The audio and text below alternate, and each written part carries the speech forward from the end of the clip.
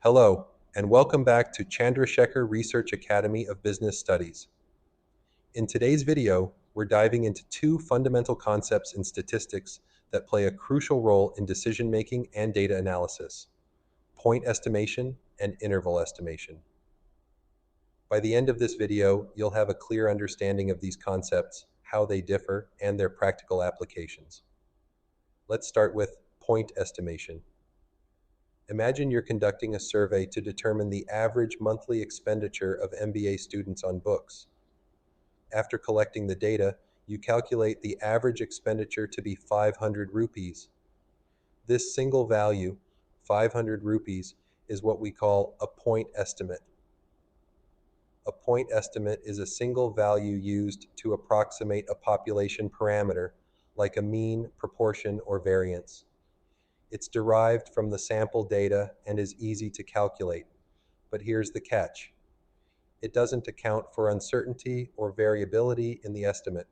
So, while point estimation gives us a starting point, it's not enough for making reliable decisions in many real-world scenarios.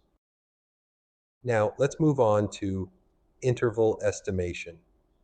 Building on the previous example, instead of just saying the average expenditure is 500 rupees, what if you report that it's likely between 450 and 550 rupees? That range is an interval estimate. Interval estimation provides a range of values called a confidence interval, within which the true population parameter is expected to lie.